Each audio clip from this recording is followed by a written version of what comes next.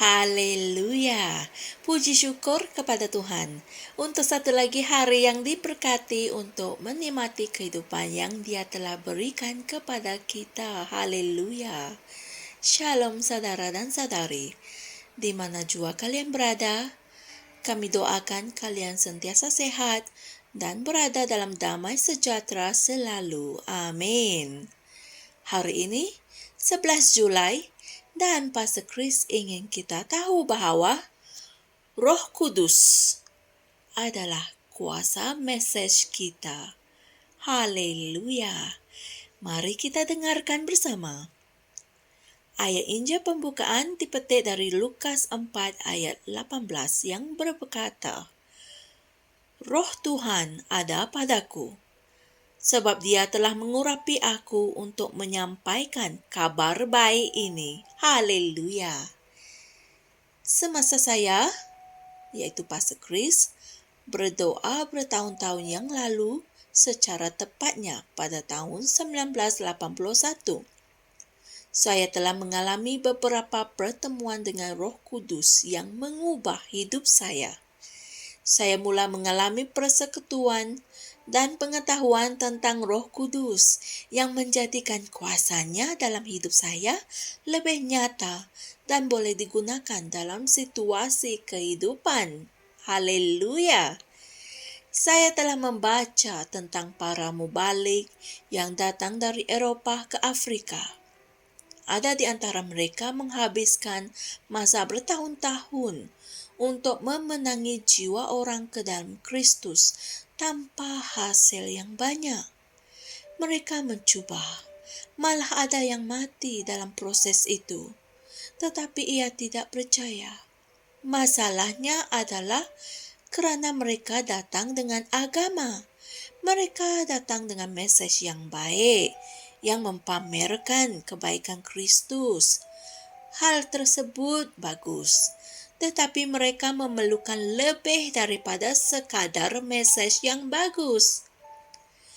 Tidak kira betapa banyak kamu mengasihi Yesus dan betapa hatimu tersentuh oleh keperluan untuk memberitakan Injil kepada orang berdosa di dunia, namun jika kamu tidak dipenuhi dengan Roh Kudus, ia tidak akan membuahkan hasil.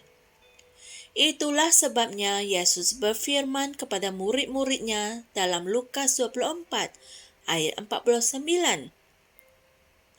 Tinggallah di kota Yerusalem sampai kamu diperlengkapi dengan kuasa dari tempat tinggi.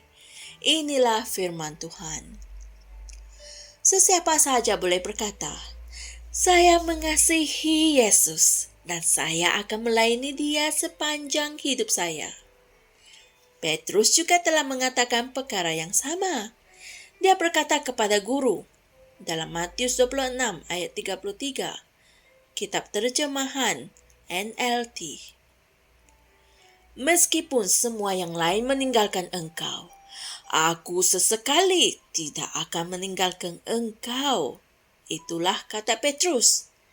Dia menekankan dalam Matius 26 ayat 35.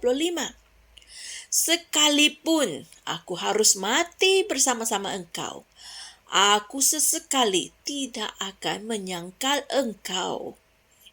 Haleluya. Namun, ia hanya memerlukan beberapa orang askar, seorang gadis kecil, dan beberapa orang lain untuk membuat dia menyangka Yesus beberapa jam kemudian. Tetapi, selepas Petrus menerima Roh Kudus, ketakutannya hilang. Haleluya!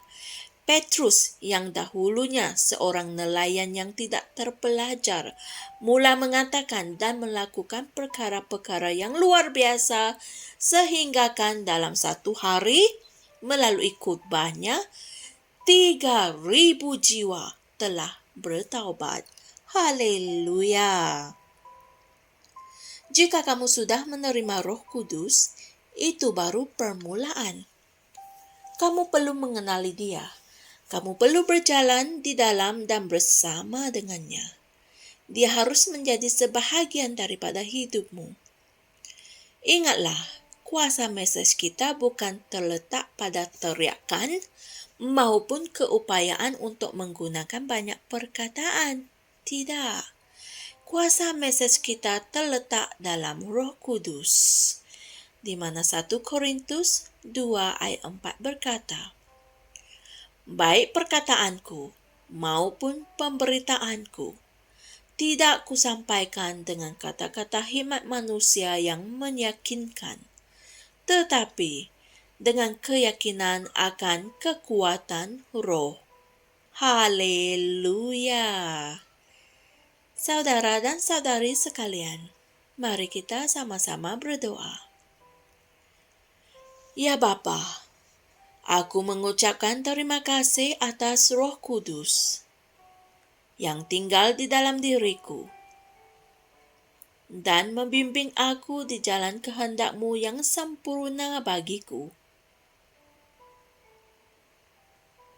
Aku dibangunkan oleh kuasa ilahinya dari dalaman, yang mencerdaskan aku dan memenuhi aku dengan keberanian untuk mencapai duniaku dengan Injil. Dalam nama Yesus.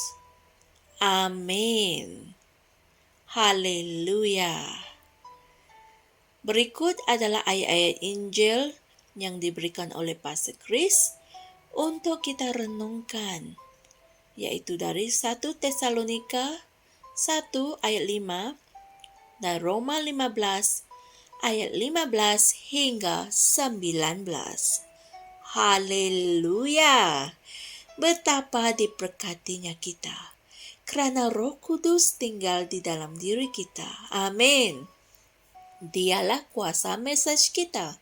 Dialah yang menguatkan diri kita dan membimbing kita di jalan kehendak Tuhan yang sempurna bagi kita. Aktifkan Roh Kudus-Mu dengan bercakap dalam bahasa roh selalu. Pelajari dan renungkan firman Tuhan setiap hari untuk menyuapkan Roh Kudus-Mu dengan firman, kerana firman itulah makanan rohaninya untuk bertumbuh. Haleluya! Bagi yang belum menerima Roh Kudus, apa yang kamu hanya perlu lakukan adalah untuk dilahirkan semula. Bagaimana untuk dilahirkan semula? Ianya mudah saja. Kalian boleh dengarkan sampai ke segmen doa keselamatan di penghujung video ini dan ucapkan doa keselamatan itu dengan sepenuh hatimu. Puji Tuhan. Jumpa lagi esok dan Tuhan berkati. Shalom. Kami percaya saudara-saudari semua telah diberkati dengan perkongsian firman dari Rhapsody Reality. Bagi sesiapa yang ingin menjadikan Yesus Kristus sebagai Tuhan dalam kehidupanmu, kamu boleh mengucapkan doa ini bersama dengan saya. Ya Tuhan Allah, aku mempercayai Yesus Kristus, Anak Allah yang hidup dengan sepenuh hatiku. Aku percaya Dia telah mati untukku dan Allah telah membangkitkan Dia dari kematian. Aku percaya Dia hidup hari ini. Aku mengaku dengan mulutku bahawa Yesus Kristus adalah Tuhan dalam hidupku mulai dari hari ini. Melalui Dia dan di dalam nama-Nya, aku mempunyai kehidupan yang kekal. Aku telah dilahirkan semula. Terima kasih Allah kerana menyelamatkan jiwaku. Aku sekarang adalah anak Allah. Haleluya. Tanya, sekarang kamu telah menjadi anak Allah. Untuk apa-apa sebarang pertanyaan atau untuk mendapatkan lebih banyak maklumat mengenai bagaimana untuk bertumbuh sebagai seorang Kristian, anda semua boleh hantar mesej di akaun Facebook kami atau email kami di tni.msia@gmail.com. Sekali lagi, tni.msia@gmail.com. Tuhan berkati Anda semua.